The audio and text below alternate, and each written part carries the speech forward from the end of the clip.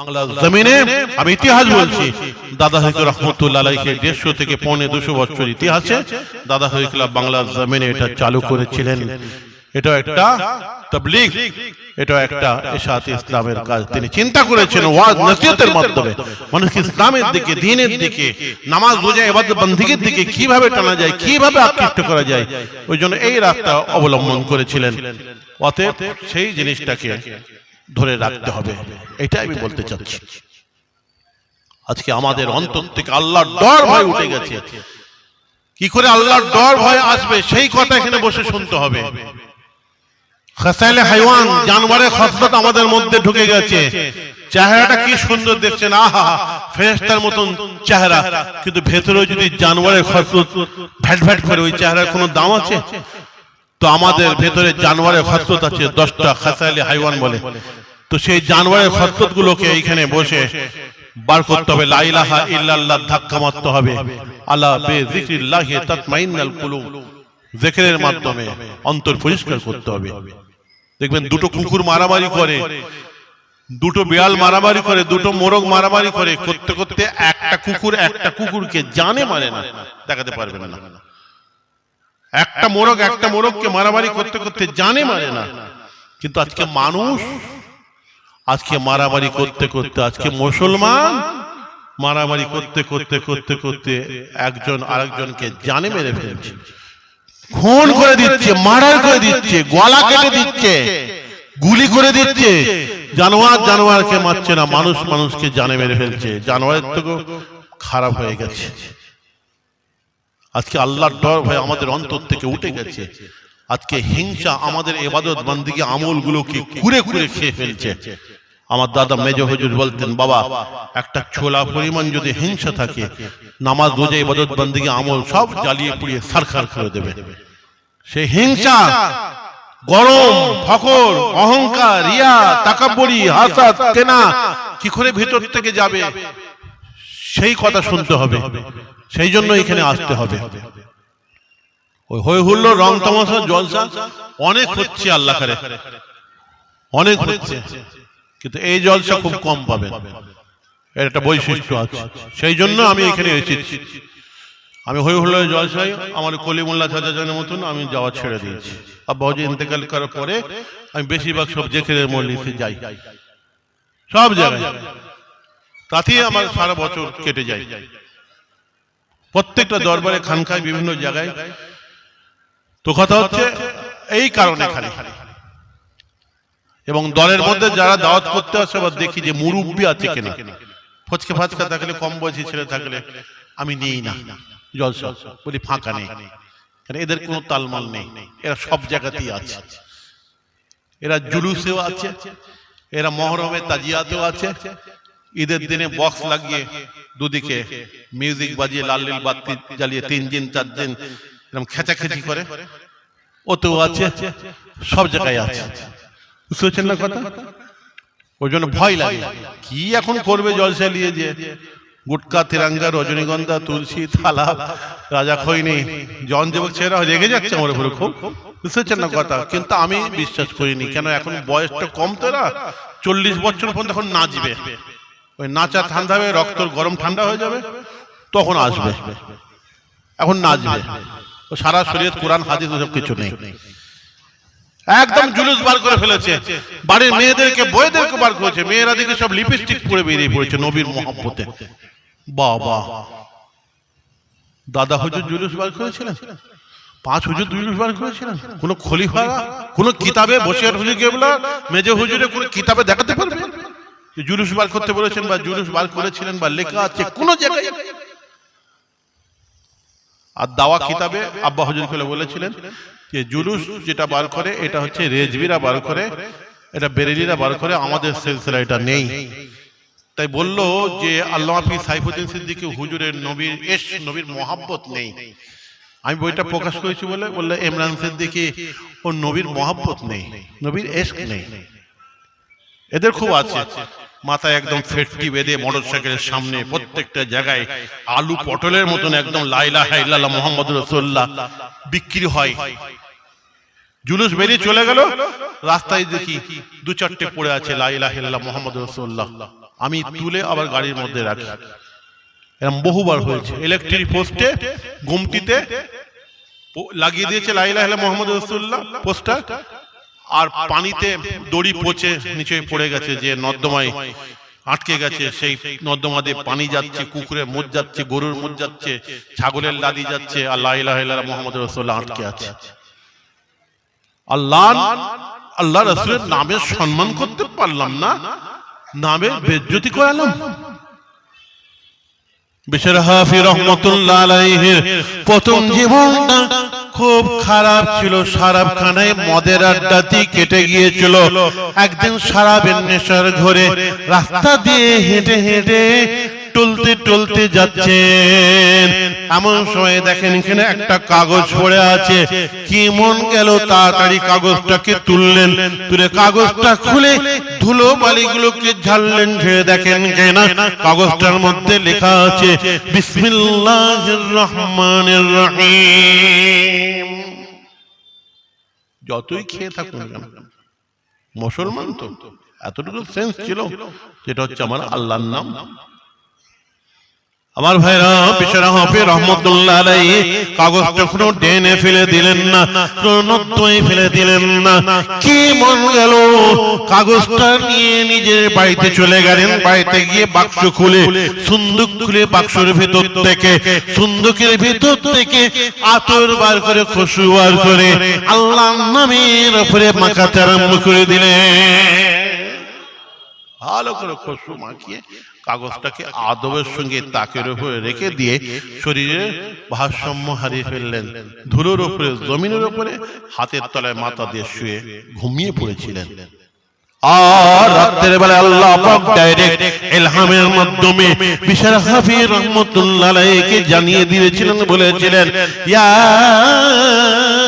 বিশরু কাতাইবতা ইসমি, হে বিশর হাফি, আজকে তুই আমার নামেতে খুশবু লাগিয়েছিস, আমার নামে সম্মান করেছিস, আমি আল্লাহ আজকে ওয়াদা করছি, যা যা তোর নামের খুশবু আমি আল্লাহ দুনিয়া আখিরাতে ছড়িয়ে দিলাম।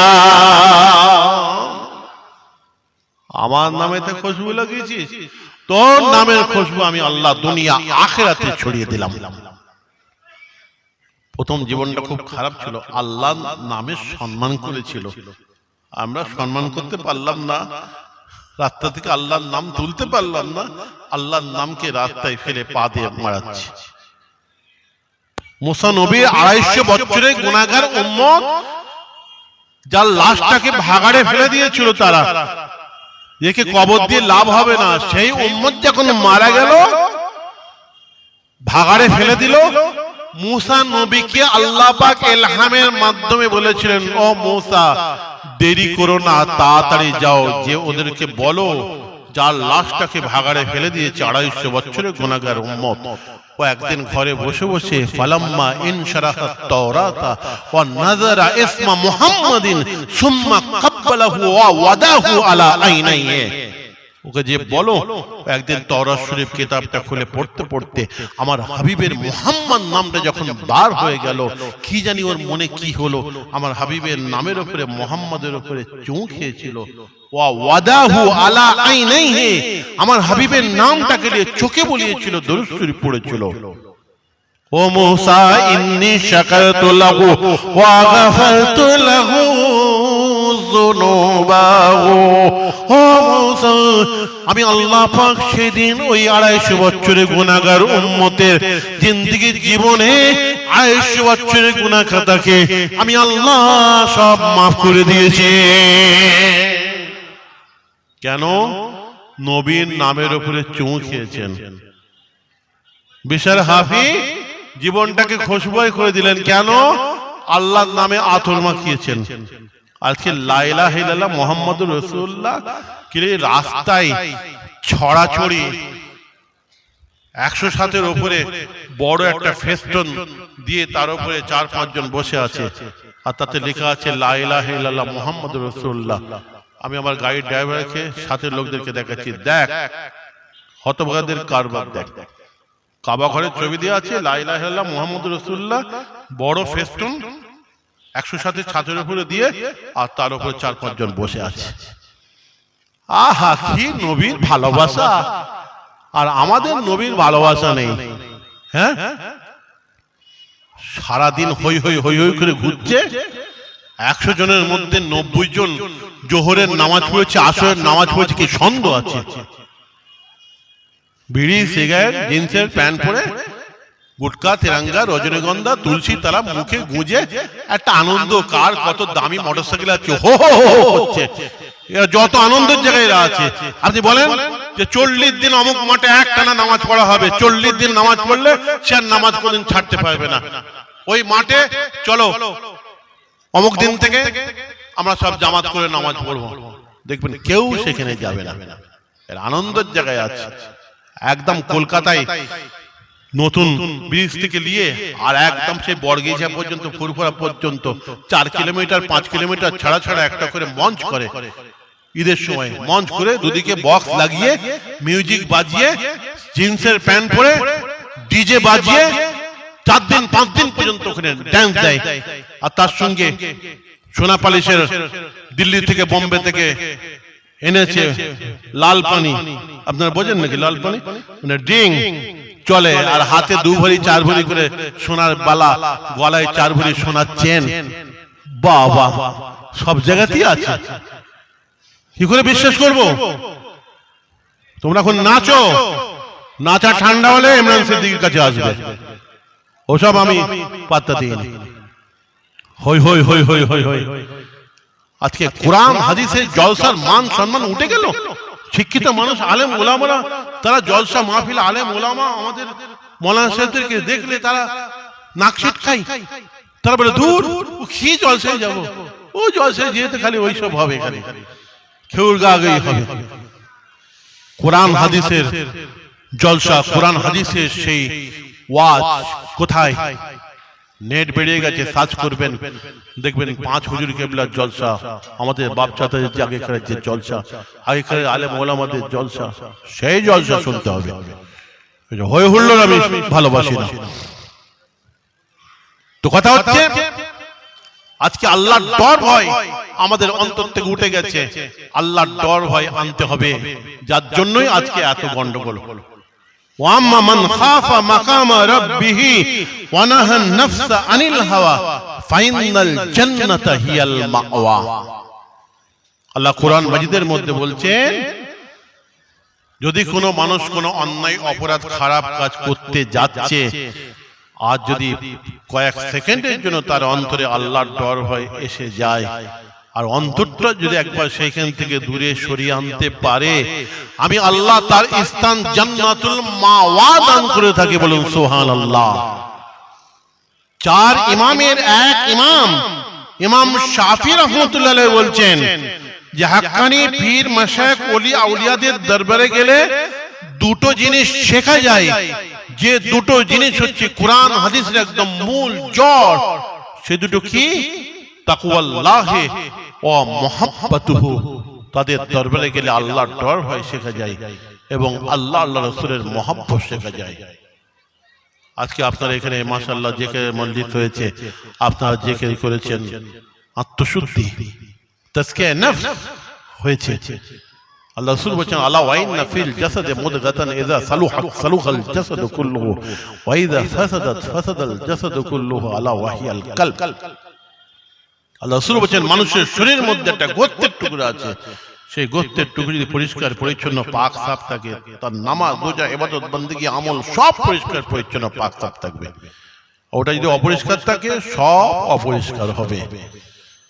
আবু জহল সেও নবীকে দেখেছিল, আর আমার রাসূল পাকের সাহাবা হযরতে আবু বকর রাদিয়াল্লাহু তাআলা আনহু দেখেছিলেন। চোখটা একই ছিল, দুরকম দেখা হলো কেন?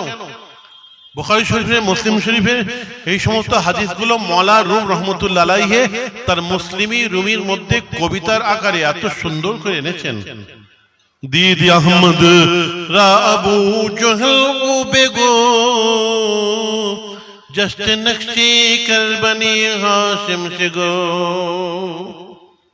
दीद सिद्दीक कश्ब गुफ्ता आफताब ऐद शर्की नैज़ गरबी खुशबता। আবু জহেল কম বক্তা ঘুরতে ঘুরতে আল্লাহ নবীর দরবার শরীফে এসে একসময় বলেছিল, হাশেম বংশের মধ্যে এত বাজে কালো কুচ্ছিত একটা মানুষ জন্মগ্রহণ করবে আমরা জীবনে কল্পনা করতে পারি না। বলুন নাউযুবিল্লাহ। এত বড় বেয়াদবি আনা কথা আমার রাসূল পাকের সাহাবা হযরতে আবু বকর রাদিয়াল্লাহু তাআলা আনহু কি সহ্য হয়? সঙ্গে সঙ্গে উঠে দাঁড়িয়ে বলেছিলেন, দিদ সিদ্দিক কশবা গুফতা এ আফতাব ऐद शर्की नैज़ गरबी खुशबताब। या রাসূলুল্লাহ ইয়া হাবিবাল্লাহ। আবু জহেলের কথায় আপনি মনে ব্যথা নেবেন না, আবু জহেল মিথ্যে কথা বলেছে। ইয়া রাসূলুল্লাহ ইয়া হাবিবাল্লাহ, আমি আবু বকর যখন আপনার নূরানি চেহারা মোবারকের দিকে তাকাই, হুজুর আপনার নূরানি চেহারা মোবারকের মধ্যে আমি এত নূর দেখি আপনার নূরানি চেহারা মোবারকের নূরের আলোর কাছে হুজুর চাঁদের আলো টেক্কাবে না, আর সূর্যের আলো টেক্কাবে না। আল্লাহ নবী বলেছেন, আবু জহেল ঠিকই দেখেছে, আমার সাহাবা আবু বকরও ঠিকই দেখেছে। সাহাবা বলে কি করে হয়? আল্লাহ নবী বলেছিলেন, আবু জহেলের অন্তরটা, কলবটা, গোস্তের টুকরোটা অপরিষ্কার, সাদা আপনার কালো কাচের মধ্যে দিয়ে কালো কলব নিয়ে আমাকে দেখেছে, ওর চোখেও ঠিকই দেখেছে। আর আমার সাহাবা আবু বকরের অন্তরটা, কলবটা, গোস্তের টুকরোটা পরিষ্কার পরিচ্ছন্ন, সাদা কলবের ভিতর দিয়ে, সাদা কাচের ভিতর দিয়ে আমাকে দেখেছে। আবু বকর তাই আমার আসল রূপটাই দেখেছে। কলবকে পরিষ্কার করতে হবে, তবে আমাদের খারাপিগুলো ভিতর থেকে দূর হবে। তরিকা মাস করতে হবে, বাতিনি ইলম হাসিল করতে হবে, জিকির করতে হবে, তবে আল্লাহর ডর ভয় আসবে। আপনাকে আমাকে খাশিয়াতে ইলাহির মাকাম হাসিল করতে হবে। এমনি এমনি আল্লাহর ডর ভয় আসবে না। কানাতের মাকাম হাসিল করতে হবে, এমনি এমনি হবে না। ওয়ারার মাকাম হাসিল করতে হবে, তওবার মাকাম হাসিল করতে হবে, এমনি এমনি হবে না। পীরের দরবারে যে আপনাকে শুকরের মাকাম হাসিল করতে হবে, সবরের মাকাম হাসিল করতে হবে, এমনি এমনি হবে না। ভালোবাসা এমনি এমনি আসবে না। আপনাকে ফানাফি শায়েখের মাকাম হাসিল করতে হবে, ফানাফির রাসূলের মাকাম হাসিল করতে হবে, ফানাফিল্লাহর মাকাম হাসিল করতে হবে, তবে হবে, এমনি এমনি হবে না। বসিরহাটে আল্লামা রুহুল আমিন রাহমাতুল্লাহ আলাইহি দাদা হরিকুল্লাহর দরবারে যে ফানাফি শায়েখের মাকাম হাসিল করেছিলেন, তারপরে ফানাফির রাসূলের মাকাম হাসিল করলেন, তারপরে ফানাফিল্লাহ। দাদা হরিকুল্লাহ কলকাতায় মানিকতলাতে শুয়ে আছেন, ফাতের ওয়াইসি রহমতুল্লাহর দরবারে যে ফানাফি শায়েখের মাকাম হাসিল করেছিলেন। বসিরহাটের আল্লামা রুহুল আমিন রাহমাতুল্লাহ আলাইহি এমন ফানাফি শায়েখের মাকাম হাসিল করলেন যে ফুরফুরা শরীফের জমিনে যখন যেতেন তিনি জুতো ব্যবহার করতেন না, খালি পায়ে হেঁটে বেড়াতেন। জিজ্ঞাসা করা হলো, হুজুর আপনি জামানার আল্লামা হিন্দ, এত বড় আলেম, আপনি ফুরফুরার জমিনে খালি পায়ে হেঁটে হেঁটে বেড়ান? বসিরহাটের আল্লামা রুহুল আমিন রাহমাতুল্লাহ বলেছিলেন, এই ফুরফুরা শরীফের জমিনে জামানার মুজাদ্দিদ আমার পীর মুর্শিদ হেঁটে বেড়ান। কোন জায়গায় জামানার মুজাদ্দিদের আমার পীরের নকশে কদমের দাগ আছে আমি রুহুল আমিন জানি না। আমার জুতো পায়ে দিয়া পাটা যদি আমার পীরের নকশে কদমের উপর একবার পড়ে যায়, কত বড় না বেয়াদবি হয়ে যাবে। এই কারণে আমি রুহুল আমিন ফুরফুরা জমিনে আমি জুতো ব্যবহার করি না। বলুন সুবহানাল্লাহ। ফানাফি শায়েখের মাকাম আগে হাসিল করেছেন, পীরকে আগে ভালোবাসতে হবে। মেদিনীপুরে পেয়ার ডাকায় শুয়ে আছেন হযরত শাহ সুফি আব্দুল মাহবুব সাহেব রহমতুল্লাহ আলাইহি, তার লেখা কিতাব দেওয়ানে বেদিল, তাতে কবিতা লিখতে লিখতে সুফি আব্দুল মাহবুব সাহেব বললেন, আমি আব্দুল মাহবুব যখন মারা যাব, আমার মারা যাওয়ার পরে আমার লাশটাকে কবরে শুইয়ে দিয়ে আমার লাশের মুখটাকে কিবলার দিকে না করে ফুরফুরার দিকে করে দেবে। সত্যি কি করা হয়েছিল? না। কিছু আলেম ওলামারা আবার কানা খোসা করেছিল, দাদা হরি কেবলার কাছে বলেছিল, হুজুর কথা যেন কেমন কেমন লাগছে, কেবলার দিকে মুখ না করে ফুরফুরার দিকে। জাহিরি কথাটা নিয়ে নাচানাচি করেছিল।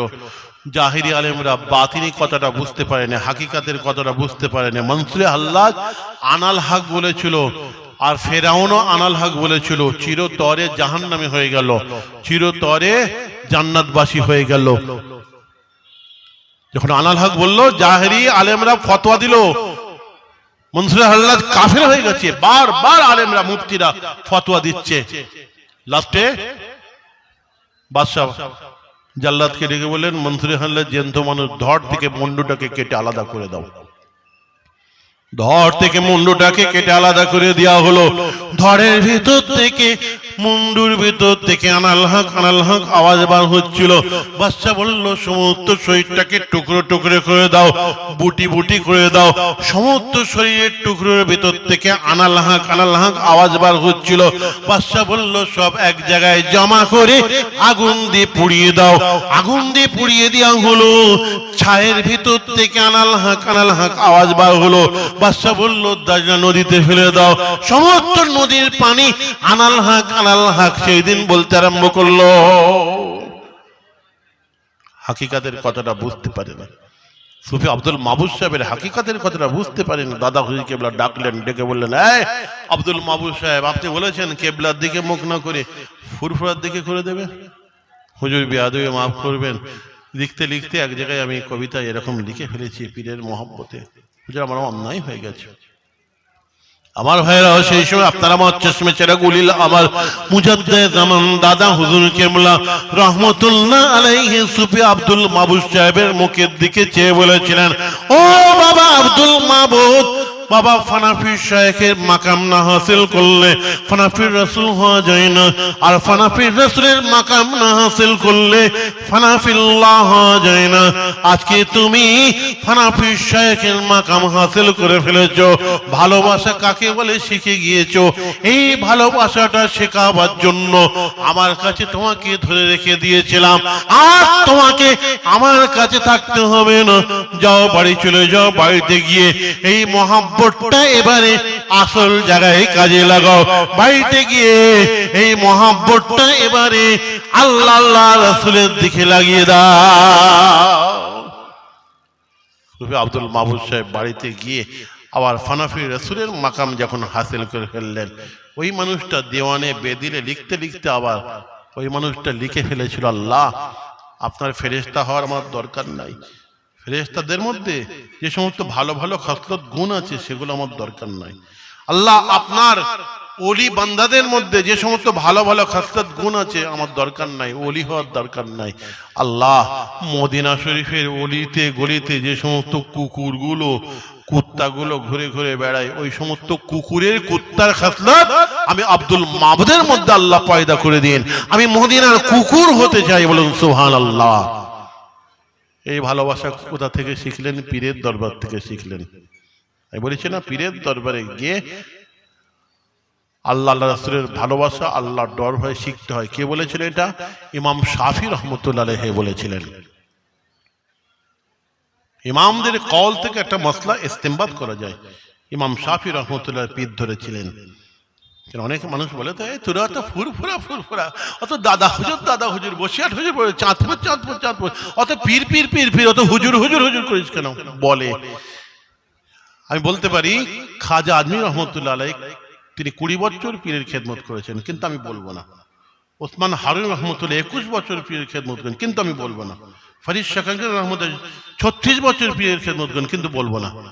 মওলা রুম রহমতুল্লাহ আলাইহি উনি শামসে তাবরিজ রহমতুল্লাহ দরবারে বহু বছর খেদমত করেছিলেন। শেষবেলায় মওলা রুম রহমতুল্লাহ আলাইহি মুসলিমি রুমি শেষে রেখে দিয়েছেন, মৌলবী হরগিজ নাশুদ মওলা রুম তা গোলামি শামসে তাবরিজ জি নাশুদ। আমি মওলা রুম কখনো মওলা রুম হতে পারতাম না যদি ইমাম শামসে তাবরিজ গোলামতি না করতাম। আমি বলবো না। তাহলে বলবে এক শ্রেণীর মানুষ, এরা খালি দাদা হুজুর আর খালি হুজুর খাজা সাহেব বড় পীর সাহেব এইসব লিয়ে খালি দলিল দেয়। তাই আমি বলছি ইমাম শাফি বলেছেন, আমি পীর ধরেছি। তাহলে ইমাম শাফির কল থেকে একটা মশলা ইস্তেমবাদ করা যাবে। ইমামদের এত বড় আল্লাহ পাক পজিশন দিয়েছেন। চার ইমামের এক ইমাম ইমামে আজম আবু হানিফা রাহমাতুল্লাহ আলাইহি তিনি বলেছিলেন, আমি দুটো করে বছর দুটো পীরের দরবারে যদি আমি না কাটাতাম, ইমাম জাফর সাদিক রাহমাতুল্লাহ আলাইহির দরবারে আর ইমাম বাকির রাহমাতুল্লাহ আলাইহির দরবারে, এই দুটো পীরের দরবারে যদি দুটো করে বছর আমি না কাটাতাম, দুনিয়ার বুকে আমি ইমাম আবু হানিফা বলে পরিচিত হতে পারতাম না, আমি হালাক হয়ে যেতাম, শেষ হয়ে যেতাম। কে বললো? চার ইমামের এক ইমাম। তুমি কালকে দুপাতার মলি সাহেব তুই বলছো পীর ধরা যাবে না, পীর ধরা শিরক, তোরা তো পীর পীর করিস কেন? কে তুমি? কত বড় আলেম! ইমাম আবু হানিফার থেকে বড় আলেম। সামনে এসো, আমি একটু দেখতে চাই। এলেম মাপার যন্ত্র আমার কাছে আছে, আমি দেখব ইমাম আবু হানিফা কটা কিতাব লিখেছে আর তুমি কটা কিতাব লিখেছ। যার কথাটা মুহাদ্দিসিনরা বলেছিলেন, তামাম বিশ্বের ইলমকে জ্ঞানকে যদি একটা দাঁড়ি পাল্লায় রাখা হয়, আর ইমামে আজম আবু হানিফা রাহমাতুল্লাহ আলাইহির ইলমকে জ্ঞানকে যদি একটা দাঁড়ি পাল্লায় রাখা হয়, ইমামে আজম আবু হানিফা রাহমাতুল্লাহ আলাইহির ইলমের পাল্লা জ্ঞানের পাল্লা ভারী হয়ে যাবে। সেই মানুষটা বেশি বুঝতো না, উনি কালকে দুপাতা মলি সাহেব উনি বেশি বুঝে গেছে। দাদা হুজুর তোরা বসিয়ার হুজুর বড় পীর সাহেব খাজা সাহেব করছিস কেন? কে তুমি? একবার আলেমে ফেল করে, একবার ফাজিলে ফেল করে, কামেলে ফেল করে, টাইটেলে ফেল করে, ব্রেক মেরে আবার বাংলায় টিকা দিয়ে পাস করে আমি দেখবো না? আমি এলেম মাপবো না? কটা কিতাব লিখেছে ইমাম আবু হানিফা? কটা কিতাব লিখেছে? তুমি কটা কিতাব দেখবো আগে। তুমি টাকা লাগাতে এসেছো। ইমাম আহমদ বিন হাম্বল রাহমাতুল্লাহ আলাইহি অত বড় ইমাম, তিনি ওই বিশের হাফির কথা আগে বলেছিলাম, প্রথম জীবনটা খুব খারাপ ছিল, ওই বিশের হাফির দরবারে এসে বসে থাকতেন। তাই সেই যুগেও কিছু বেকা মানুষ ছিল, ওনাকে বলেছিল, এই ইমাম আহমদ বিন হাম্বল, আপনি এত বড় ইমাম হয়ে আপনি ফকিরের দরবারে, বিশের হাফিজ দরবারে আপনি বসে থাকেন হাঁটু গেড়ে কেন? আপনি তো মুফতি আবার ইমাম, আপনি বিএ পাস আবার বিএ অনার্স, ডবল ডিগ্রি। আমরা আলেম, আপনি আলেম, কিন্তু আপনি ইমাম। আমরা বিএ পাস, আপনিও বিএ পাস, কিন্তু আপনি বিএ অনার্স, আপনি বসে থাকেন কেন? ইমাম আহমদ বিন হাম্বল রাহমাতুল্লাহ বলেছিলেন, আমি কোরআন পড়ে কোরআনের ইলম আমি হাসিল করেছি, হাদিস পড়ে হাদিসের ইলম আমি হাসিল করেছি, ফিকহ পড়ে মাসলা মাসাইলের জ্ঞান আমি হাসিল করেছি, সমস্ত জ্ঞান ইলম ডিপ্লোমা আমি হাসিল করেছি, কিন্তু বিশার হাফি ও যে আল্লাহ হাসিল করেছে, আমার আল্লাহ হাসিল হয়নি। বলুন সুবহানাল্লাহ। ও তাজকিয়া নফস করেছে, ইসলাহে কলব করেছে, আত্মশুদ্ধি করেছে, আমার তো হয়নি। তাহলে ইমাম আহমদ বিন হাম্বল তিনিও বিশের হাফিকে পীর ধরেছিলেন। এবার আমি মাপবো ইমাম আহমদ বিন হাম্বলের ইলম কত, মৌলভী সাহেবের ইলম কত। যে বলছে পীর মারা যাবে না, বলতে ইমাম আবু হানিফাকেও ছাড়ে না। ইমাম আবু হানিফা রাহমাতুল্লাহ সম্বন্ধে কটূক্তি করেছে, বলছে মাত্র 17টা হাদিস জানতো, বলছে ইমাম মানা শিরক। ইমাম আবু হানিফা রাহমাতুল্লাহ আলাইহি যা ইচ্ছে ভাবে অকথ্য ভাবে কথা বলেছে ওনার সম্পর্কে।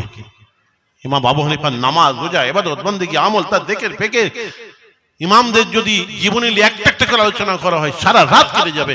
ইমাম শাফি রহমতুল্লাহ আলাইহি, ইমাম আহমদ বিন হাম্বল রহমতুল্লাহ আলাইহি একই সমসাময়িক সময়ে, তাই ইমাম আহমদ বিন হাম্বল রহমতুল্লাহ আলাইহি ইমাম শাফি রহমতুল্লাহ আলাইহিকে দাওয়াত করলেন নিজের বাড়িতে, আর মেয়েকে বললেন ভালো করে নিজে হাতে তুমি রান্না করবে। রান্না বান্না হয়ে গেল। এবারে ছাত্ররা, খাদেমরা যখন খাঞ্চা করে খাবার নিয়ে আসছে ওনার সামনে, এনে রাখার সঙ্গে সঙ্গে সব খাবার খেয়ে নিচ্ছেন। খেয়ে নিয়ে বলছেন আর এক খাঞ্চা খাবার নিয়ে আসো। আবার ছাত্ররা আর এক খাঞ্চা খাবার এনেছে, আনার সঙ্গে সঙ্গে সব খেয়ে নিয়েছে, বলছে আর এক খাঞ্চা খাবার নিয়ে এসো। ছাত্রদের তো চোখ বড় বড় হয়ে গেছে, বাবা কি খেদুড়ে লোককে দাওয়াত করেছে রে বাবা ইমাম আহমদ বিন হাম্বল। এ তো খালি খাচ্ছে।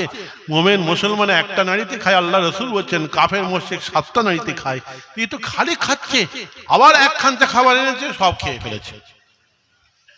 কোন রকম করে কেটে গেল। বলছে আপনার থাকার রুম এইটা, থাকার ঘর এইটা, আপনি এখানে থাকুন বলে উনি ঘরের মধ্যে ঢুকে গেলেন। ঢুকে যে ছাত্রদেরকে বললেন যাও তোমরা চলে যাও বলে চিটকিনি লাগিয়ে দিলেন। সেই যে চিটকিনি লাগিয়ে যে ঘরের মধ্যে ঢুকে গেলেন, 1 ঘন্টা 2 ঘন্টা 3 ঘন্টা 4 ঘন্টা 5 ঘন্টা কোনো খবর নেই। ছাত্ররা বলছে বাবা এ তো নাক ডেকে ঘুম দিচ্ছে। আমরা একটু ওনার কাছে কিছু মশলার কথা আলাপ আলোচনা কোনো মশলা জানবো, আমরা একসঙ্গে একটু ওনার সঙ্গে নামাজ পড়বো, ওই তো সারা রাত ঘুম দিচ্ছে। আমার ভাইরা যখন ফজরের আজান দিয়ে দিল, ইমাম শাফি রাহমাতুল্লাহ আলাইহি দরজা খুললেন। দরজা খুলে বলেছিলেন, ও ইমাম আহমদ বিন হাম্বল রাহমাতুল্লাহ আলাইহি দরবারের খাদেমরা, ছাত্ররা, কালকে আমি রাতের বেলায় অনেক খানা খেয়েছিলাম, অনেক ভাত খেয়েছিলাম বলে তোমরা আমার সম্পর্কে সমালোচনা করেছো, আমার সম্পর্কে কটূক্তি করেছো। আমি অনেক খানা খেয়েছি, তবে জেনে রেখে দাও ইমাম আহমদ বিন হাম্বল রাহমাতুল্লাহ আলাইহির বাড়ির ভিতর থেকে যখন খাঞ্চা করে তোমরা খাবার আনছিলে, সেই সময় আমি খাঞ্চার দিকে চেয়ে দেখি খাবার বলতে কিছু নাই, খালি আল্লাহর নূর আর নূর। আমার মন তখন আমাকে বলল, এই ইমাম আহমদ বিন হাম্বল, এই ইমাম শাফি, ইমাম আহমদ বিন হাম্বল রাহমাতুল্লাহ আলাইহির দরবারের নূরগুলোকে যত পারিস তুই পেটের মধ্যে ঢুকিয়ে নে। তাই আমি 1 প্লেট 2 প্লেট 3 প্লেট 4 প্লেট খানা খেয়েছি, মানে আমি কিন্তু হাকিকাতে নূরগুলোকে পেটের মধ্যে ঢুকিয়েছি, আমি কিন্তু খানা খাই নাই। এই ঘরের মধ্যে আমি ঢুকে চিটকে লাগিয়ে দিলাম, লাগিয়ে দিয়ে খাটের উপরে বসে হেলান দিয়ে যখন বসলাম, বসার সঙ্গে সঙ্গে আমার চোখের সামনে কুরআন মাজিদের কালামুল্লাহ শরীফের একটা আয়াত ভেসে উঠল। সেই আয়াতের ব্যাখ্যা নিয়ে চিন্তা করে সারা রাত ধরে আমি 350 মাসালা হল করেছি। যেটা তোমরা ছাত্র, তোমাদের জন্য, আলেম ওলামাদের জন্য, মুফতি সাহেবের জন্য, কিয়ামত পর্যন্ত আলেম সমাজের জন্য কাজে লেগে যাবে। বাবা আমি রাতের বেলায় ঘুম যায় না, একটা আয়াত থেকে রিসার্চ করে আমি 350 মাসালা হল করেছি। 350 মাসালা আমি বার করেছি। ইমামদের তুলনা হবে? ইমামদের নামাজ, রোজা, ইবাদত, বন্দেগী, তাদের আমল। ইমাম আবু হানিফা রাহমাতুল্লাহ আলাইহি জাহিদটা তো আমরা শুনেছি, তার বাতিনি, তার ইবাদত বন্দেগী